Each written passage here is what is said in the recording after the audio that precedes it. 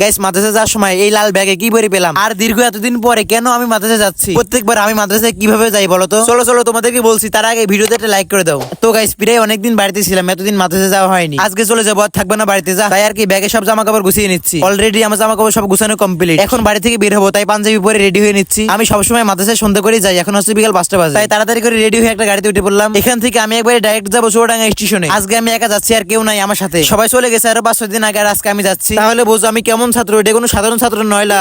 তো গাইস আমি সবকিছু ব্যাগে ঢুকাইছি বাড়ি থেকে আসার সময়, কিন্তু আমার 2টা ফোন, একটা ফোনেরও চার্জার আনতে মনে নাই। তাহলে কেমনটা লাগে, এটা কোনো কথা কনসাই? বাড়িতে বললাম একজনকে দিয়ে চার্জার গুলো পাঠিয়ে দিতে, তাই এখন উনি আসার জন্য ওয়েট করতেছি। এইদিকে আমার ট্রেনের টাইমও হয়ে গেছে, ট্রেনটা 6:50, এখন বাজে 6:40। যখন 6:45 বাজে তখন ওইগুলো হাতে পাইছিলাম আমি, তাই গাড়িওয়ালা মামাকে বললাম রকেটের গতিতে চলো তাড়াতাড়ি। গাড়িওয়ালা মামা যেই টান দিছিল আমি তো পুরো আকাশে উড়ে গেছিলাম, গুষ্টি মারছে একবার। আমি চলে আসলাম স্টেশনে, এসে দেখি উমা ট্রেন আসার কোনো খবরই নাই, আর আমি এসে হাজির। এইটা কোনো কাম নি, দূর ট্রেনের গুষ্টি।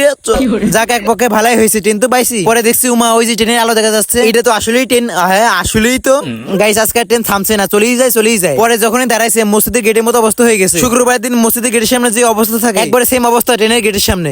যাহা উপরে উঠলাম, সিটটা দূরে থাক, ট্রেনে দাঁড়ানোর জায়গায় পাচ্ছি না। যাই হোক ট্রেনটা ছেড়ে দিয়েছে, এখন আমরা চলে যাবো মাদ্রাসায়। মাদ্রাসায় যাওয়ার কথা শুনলে মনটা খারাপ হয়ে যায়। যারা যারা মাদ্রাসায় পড়ে শুধু তারাই জানে এই মুহূর্তটার অনুভূতি কি। সব থেকে খারাপ লাগে তখন, যখন অনেক দিন বাড়িতে থাকার পরে মাদ্রাসায় যাই। ধরতে গেলে মাদ্রাসার ছাত্ররাও এক প্রকারের প্রবাসী, মন খারাপ করলে তো চলবে না, মাদ্রাসায় যাইতেই হবে। যাই হোক ট্রেন থেকে আবার পরে অনেক বোরিং লাগছিল, কোনো কিছুই ভালো লাগছিল না, তাই আর কি ভাবলাম এখান থেকে এক গ্লাস শরবত খেয়ে যাই। ট্রেনের মধ্যে আমার একদমই কোনো কিছু খাইতে ভালো লাগে না, তাই কিছু খাইলে বাইরে থেকে খাই। যাই হোক এখান থেকে একটা গাড়িতে উঠে চলে যাচ্ছি মাদ্রাসায়। এখন বাজে হচ্ছে রাত 10:30। আজকের মতো এই পর্যন্তই, বাই বাই।